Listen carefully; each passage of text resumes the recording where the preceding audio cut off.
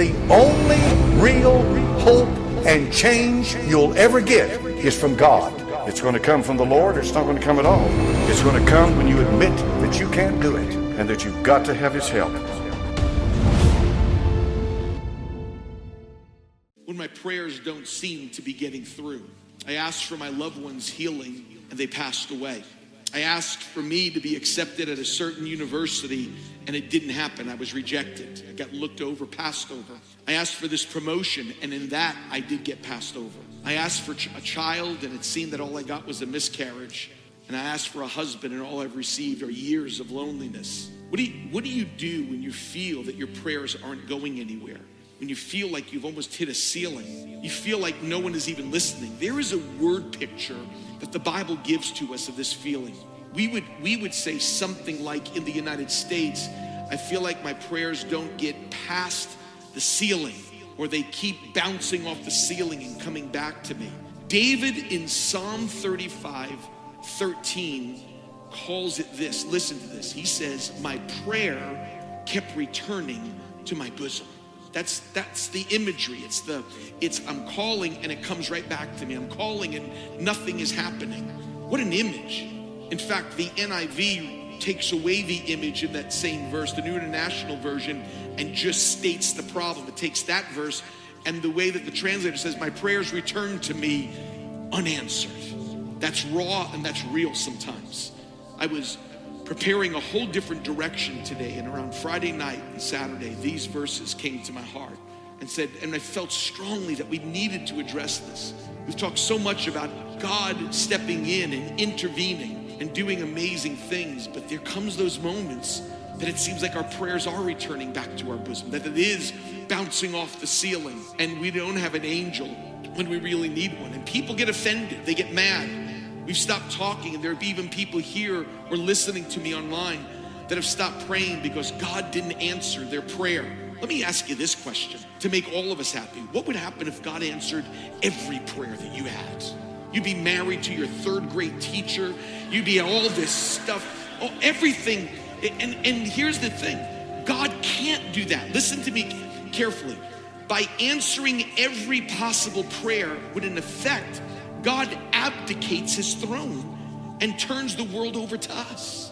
He can't do that. And folks, and history shows how we have handled, nations have handled, governments have handled, even limited power. We have fought wars, committed genocide, redefined what God has laid as foundations of society. And it shows with the limited power and that God has given to us, we have corrupted that.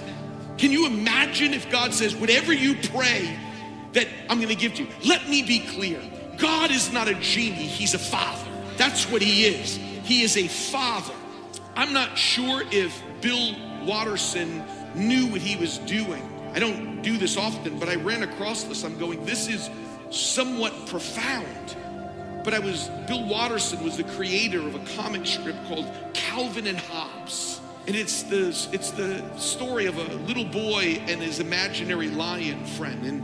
But he has this one comic strip that it took me back. And the prayer was the subject. And on Calvin and Hobbes, it's late November and a little boy is waiting with his sled for the first big snowfall. He waits and waits and waits, and there's nothing but brown grass and no snow. And the frame says this. He says, if I was in charge, we'd never see grass between October and May. And looking at the heavens, he goes, 3, 2, 1, snow. Nothing happens. Then he shouts to the heaven, I said snow, come on, snow. And thoroughly disgusted with God's failure, he says, okay, then don't snow. See what I care. I like this weather. Let's have it forever. But all of a sudden, the next frame, in his defiance, in the next frame, we see the little boy on his knees saying, please, please, let it snow. I'm waiting. Give me 8 inches. Give me 6 inches. Give me flurries. And finally, this is what's profound. The little boy is exhausted. His energy is spent. His prayer is unanswered. There's snow nowhere in sight. And then the last frame of this has more meaning that I'm not even sure if the creator of this comic strip knows. And this is what it says. Has the little boy kneeling, no snow. And he says, do you want me to become an atheist? Think of that for a moment. Because what seems to be a comic strip, really, Calvin's threat is not only real, it happens. It happens to great people. It happens to praying people.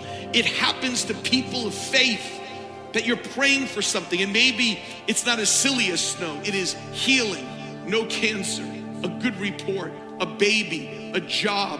I need a miracle. And when it doesn't happen, then all of a sudden what Bill Watterson said begins to become even not just a comic strip, but it becomes a reality. It becomes emotional. I read 3 stories this week, and what they represent are 3 of the biggest industries that have effect: media and technology and science. And 3 people felt the blast of Psalm 35:13, like as if David's blast that came through, that prayer seemed to bounce off the ceiling with them. And because it was unanswered, their threat, like that little boy Calvin, that what do you want me to become, an atheist? And instead, therefore, that since they thought God is not listening, they thought God doesn't exist, and chose that to be their answer for unanswered prayer. No angel, no healing, nothing has happened. He read his Bible twice through, prayed an hour a day for his sister to be healed, and he wanted to be a missionary. And in his words, he said, I was born again. These are his words. And it was even led in the prayer of salvation at a Billy Graham crusade, and felt called to the mission field. But I abandoned God and turned an atheist. In fact, he described Christianity as a religion for losers. The mogul news giant, CNN founder Ted Turner said this. The man that wanted to be a missionary, the man that was born again at a Billy Graham crusade, said, I lost my faith when I watched my little sister, Mary Jean, die of complications from lupus. He said she was sick for 5 years, and before she passed away, I would cry out to God that she would be healed. And he said, when it came to the point that she was buried, he said, I thought Christianity has no answers for me. So my faith got shaken. She was ill, and I saw it ruin her. And he said, he said these words. He said, Turner spoke matter-of-factly about the toll of her illness and his unanswered prayers that it took on his life. He said, if God exists, why would he let my sister suffer? And why wouldn't he answer my prayer? He was basically saying my prayer seemed to be returning back to my bosom. It was going off the ceiling. Now the man who's read his Bible, prayed, is now an atheist. I think sometimes, I want to just pause here for a second, because this is where it becomes emotional. Sometimes, and I want to speak to you, those that are on college campuses, those that are professors, those that work amongst, especially in our society, with right in the middle of places that are even anti-Christian. I found this out for the people I've talked to. The greatest launch pad into atheism and agnosticism is when people feel let down by God. I want you to listen to me for a moment. Instead of taking a journey, their Christian journey, sometimes with unanswered questions, they embrace anger and they turn it upon God and even against God. They struggle with the question, how can there be suffering and God existing at the same time? That's really what the struggle is. Since there is suffering and evil in the world, some people conclude that God must not exist. Inevitably, most atheists' journey I've met started with this anger. It's anger towards God that started with something he or she didn't do, that God didn't do, and he or she is upset with God. And their conclusion goes from a question, anger, and then all of a sudden a worldview. Think about that for just a moment. They go from the emotion of it, the emotion of loss, and then all of a sudden it's questions, and it's anger, and then all of a sudden they choose a worldview that God doesn't exist. And that's why, here's the challenge I want to give to you. When I've come across people that are proclaimed atheists or proclaimed agnostics, I always ask them this question. Tell me about your journey to that worldview. Tell me how you came up with it. And folks, look at me. Inevitably, people tell me, I used to believe. I used to believe in God. I prayed, and this didn't happen. And many times, I'm telling you, without fail, so many times, it starts with disappointment with God. And they don't know how to process that and end up with a worldview that says God doesn't exist. They don't know how to take suffering and the existence of God. How can God be good and there be evil and suffering in this world? And so between anger and atheism, they don't know how to process the questions. And they feel like on your Christian journey, every question has to be answered. And they're not comfortable that there are some things in this Christian life, let me just be clear, that you're not gonna have answers to. That those belong to the Lord. Those things belong to God. And sometimes he doesn't answer every single question. Steve had a crisis of faith when he looked at the cover of a Life magazine in 1968. He was looking at the disturbing picture of 2 children from the war-torn region of Nigeria. For 2.5 years, this man saw more than 1 million, or read that more than 1 million people died from the civil war and famine. And at 13 years old, he went to his Lutheran Sunday school teacher to help them process through. This has nothing to do with Lutherans. But he was so done with the answer, didn't quite agree with that answer. This 13-year-old boy, this teenager in church, didn't like the answer that he was getting of what do we do with those 1 million people in Nigeria that are suffering? What do we do here? And at that moment, as he was talking to him, Steve wanted answers from that teacher. And because he didn't like that, the answer he received, he said, was less than acceptable. And according to his biographer, Isaacson, after the conversation, Steve Jobs left God, left religion, and said God doesn't exist. And all of a sudden now you're starting to catch the picture that you're looking at people that have incredible influence, and because of this issue of unanswered prayer, they don't know what to do with it. They don't know what to do when all of a sudden it seems that the prayers keep coming back to my bosom, like David says. And sometimes I'm starting to realize that the number one cause of people being angry with God is loss, whether it's personal or what you see in another nation. And most people, my opinion, I have talked to become atheists, not intellectually, but emotionally, because they're dealing with an emotion. Not that they have found evidence that God doesn't exist, but what they have done is emotionally, they've lost something very special in their lives. And when our advice to God is not taken, we get angry with God. We're saying, my plan was better. I know what was best. Why wouldn't you take my advice? One more story, and then I want to get to some good parts of this. When Cindy and I get some time away and get a holiday, I'll take sometimes some eclectic books just to give reading and just to kind of clear my mind. And I took a biography, a historic book of someone I've never read about in my life. It was small enough that I felt I could read it during the vacation. It was by one of my favorite historians, Paul Johnson.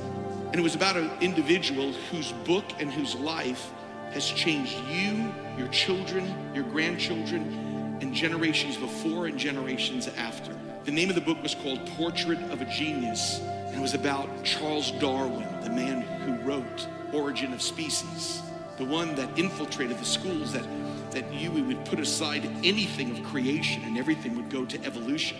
All of us have been affected by this.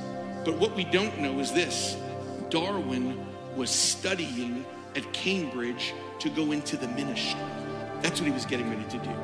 The lies of Darwinism is this: many think atheism came to Darwin when at 22 years old he sailed on the HMS Beagle to survey South Africa and the Galapagos Islands and saw these micro-evolutionary changes in finches and turtles, and all of a sudden he goes, look at those micro changes in birds and turtles, therefore God doesn't exist. That's not how it happened. It happened emotionally.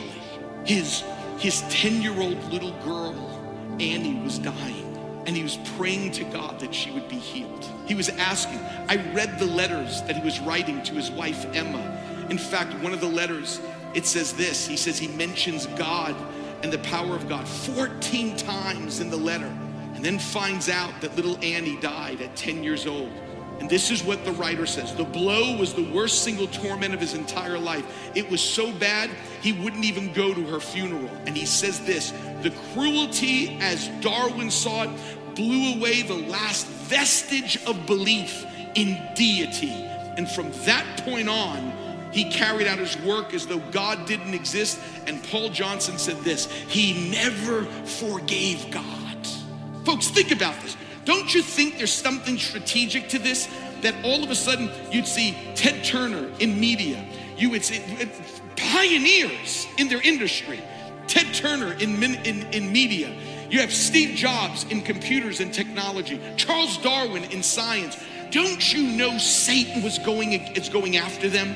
Satan was playing with them. And folks, let me be clear. That's exactly what happens to some people that are sitting in this room when prayer is not answered. I asked God and it didn't take place. I talked to God and it seemed to come back to me. And it is as if we forget that those are the most vulnerable points, because that's when the enemy will come in. It's the great writer G.K. Chesterton who said it like this. He said it is often supposed that when people stop believing in God, they believe in nothing. He says it's worse.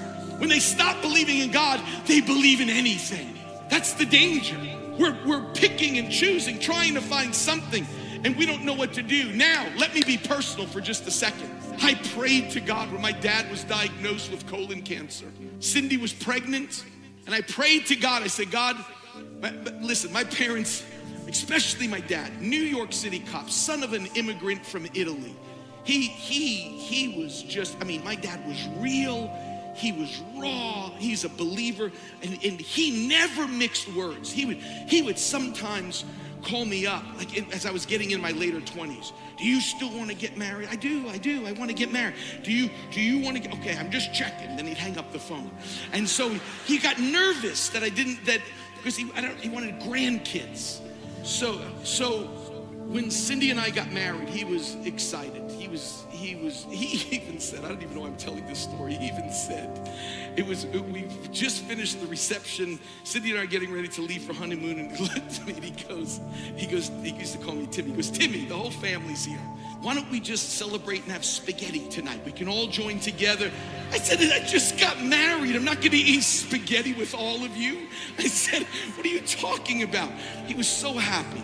When he was diagnosed with colon cancer, Cindy was pregnant with Christian. And I asked God this one thing. I said, keep him alive to see my son. Keep him alive just to see my son. I said, this man waited for me to get married. I didn't get married till I was 33. That was the year that Jesus died. Just thought I'd throw that in there. But that's what marriage is. It's death to self. And everybody said amen. I remember when when all of a sudden my dad's color was changing. And his responses were labored and even paused because the cancer was starting to take over. And I remember stopping at a bagel place with the ultrasound results that it was going to be a boy, and telling my dad, I said, Dad, it's going to be a boy, and we're going to name him after you. And I remember my dad pausing, and finally he was just like, oh, great. Oh, that's so good. I'm so proud. And then shortly after that, I went down there and he was brought to hospice. But I asked God, I said, keep him alive that he would see my son. Keep him alive.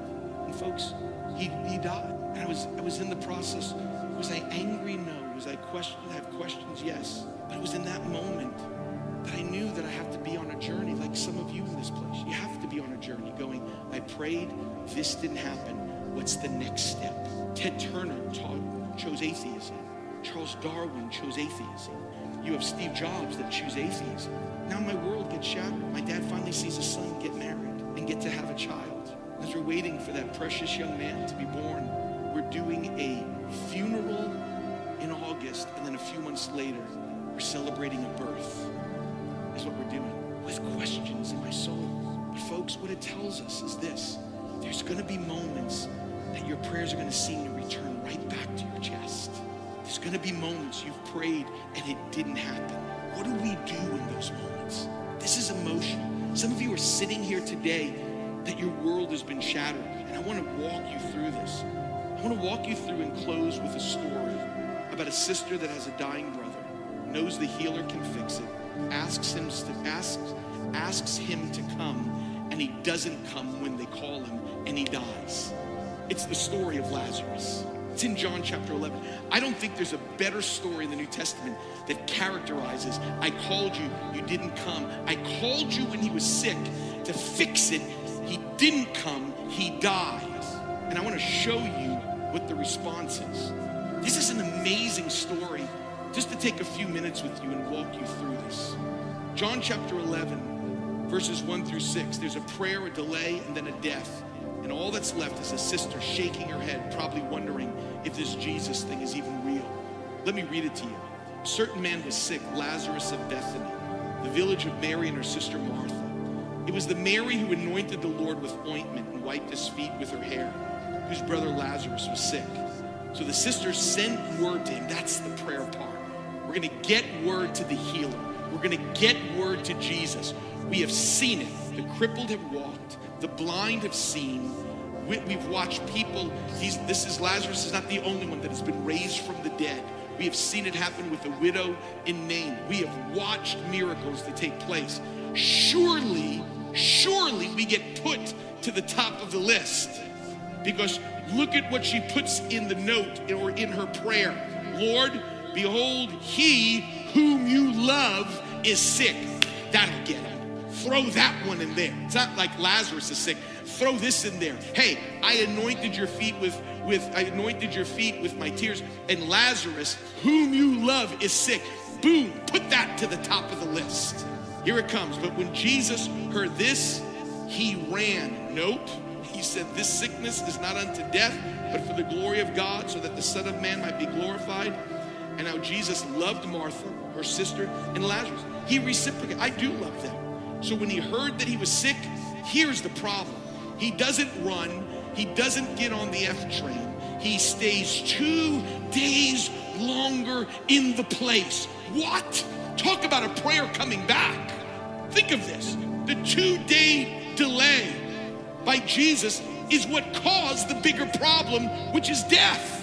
His delay turned sickness into a funeral, a hospital visit into a funeral service. In John 11, you're going to see, in my opinion, the Steve Jobs and Ted Turner makings here in one of the sisters. Because this difficult verse of Jesus, when he finds out that he's sick and he delays, and it just simply says, after he waits and hears about the sickness plea, the prayer, calls up, come, my brother is sick, waits 2 days, and then finds out that he's dead, and Jesus speaks to them plainly and just tells the disciples he's dead. I think when Jesus said those words to the disciples that he's dead, I have to believe that at the funeral of Lazarus, Martha had her Psalm 35 moment. I prayed and got nothing. That's what we're led to believe. I sent word to Jesus when he was sick. I know he got it. I sent word to Jesus and I got nothing. My brother dies. I offered the prayer up. I got it sent right back. The prayer said, return to sender, and no one lives here anymore. My brother's gone. I got it in time. I said my dad has colon cancer. I don't want to do a funeral. I want to celebrate the birth of my son with my father. And when Jesus finally arrives, this is the part I want you to see. We take one more deep dive, and then I want to give you some hope. Martha was angry with Jesus. Didn't like Jesus' answers or his questions. Look at John 11:21. Martha then said to Jesus, Lord, if you'd have been here, my brother would not have died.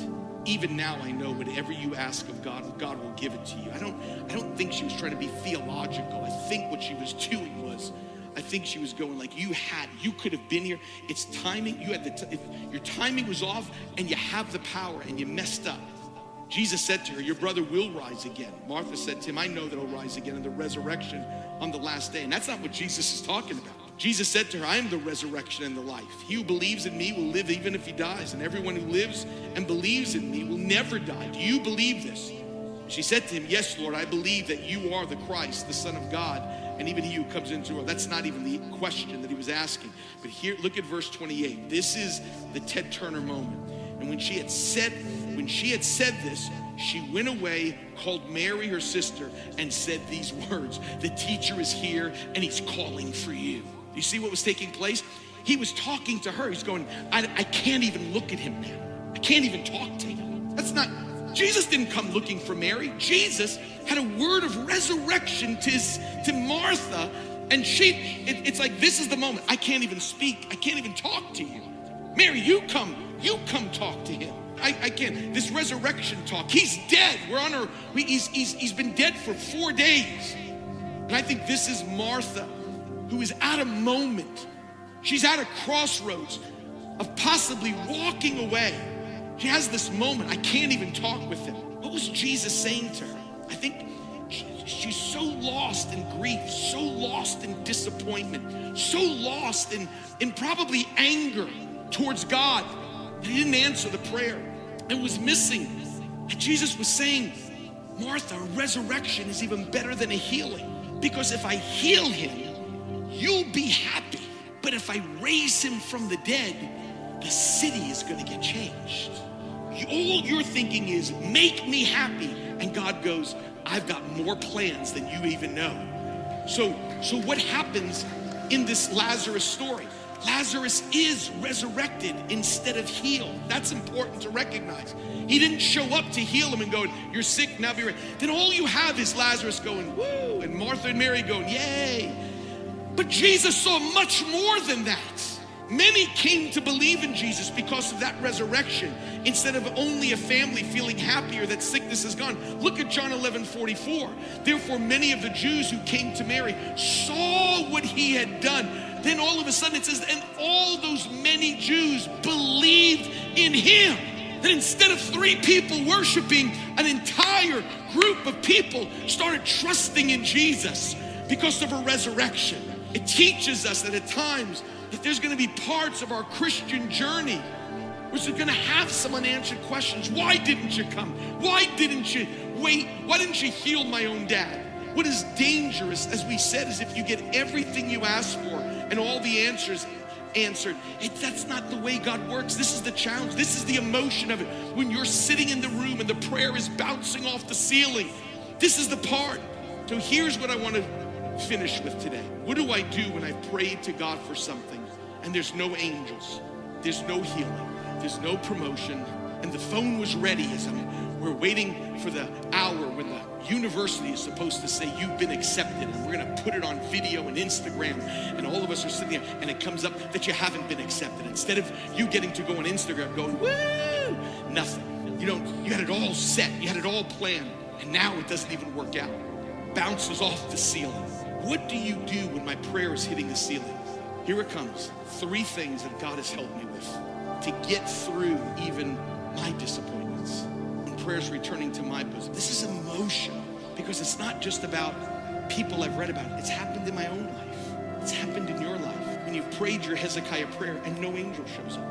What do you do at that point? Here it is. I'm just going to give to you what I've learned in the middle of all this. 3 quick thoughts. Here it comes. Number 1, because he is higher, he sees further. We see at a level of our family, our world. Listen to this. Isaiah 55, 8 and 9. For my thoughts are not your thoughts. Your ways and nor your ways my ways, declares the Lord. For as high as the heavens are higher than the earth, so are my ways higher than your ways, and my thoughts higher than your thoughts. Always remember this. The higher you are, the more you can see. And folks, he is high and lifted up and sees the beginning from the end. And when you don't understand it, God goes, you don't understand it because I see further than you down the line. That's what he does. It's an issue of perspective. That's why we grew up. I mean, we would grow up. How many remember listening to the news and it would be the traffic copter would come on? And you'd hear the guy in the copter going, we have over in the BQE, we have this. What do they do? You can't call traffic from down in Midtown. You've got to be up high to see what's ahead. You can see the accidents. You can see what's the holdup. You can see what's happening. And we serve a God that is high and lifted up. He's on the throne and sees what you can't see. And we have to understand that. Someone asked me, where was God? I talked to a young dad. Where was God? Someone asked me some years ago when their child died tragically. I said, and not to be unfeeling, but I needed him to know this. I said, listen to me. You're asking me where was God when your child died? I said, he was in the same place when his child died. He was on the throne looking down. Don't ever think he wasn't there. He was there and watched his son die. Why? He sees what we can't see. He knows what we don't know. He is high and lifted up, and we trust him today that he sees what we can't see. Number 2, because he is good, he can only do what is good. Psalm 119 verse 68 says these words, you are good, and what you do is good. This is who you are, so this is what you do. When we mess up defining what happened to us, We only see good from our world, from our perspective, where God sees good for a larger audience. Good to Mary and Martha was heal my brother. Good to God was resurrect your brother. That's what it was. In their world, the prayer didn't get answered. In their world, Mary and Martha were mad at God. In their world, I called, you didn't come, but never realized that not only are his ways higher, but whatever God does, he's good and can only do what's good because he sees it from a different perspective. I told you about on Tuesday night, Amy Carmichael, who is the one that started really fighting the sex trafficking. She did it in India. And Amy Carmichael writes, she said, when I was growing up and had this relationship with God, she said, the prayer that God would not answer, and this is what she wrote in her biography. She said, I prayed that God would change the color of my eyes. I hated my eyes. I wanted blue eyes to be cute. And she goes, God never answered that prayer. He gave me these rotten brown eyes. And later on, she says, when I went to India for those 50 years, as an older Amy, I began to thank God for not answering my prayer because I realized if I would have walked in because of my skin color and my hair, but if those blue eyes were there, they would have saw me differently and as a foreigner. And who would have thought that brown eyes would be the eyes that I would need to rescue these little girls out of all of the sex trafficking that's there? You saw it as God didn't answer my blue-eyed prayer because God saw further than Amy did in that situation. He is good and can only do it. And here's where we close. He's good and he can only do good. And because he's high, he sees further. Let me give you the third thing as the band comes. Final thing is this. Because he is perfect, you don't have to have all the answers.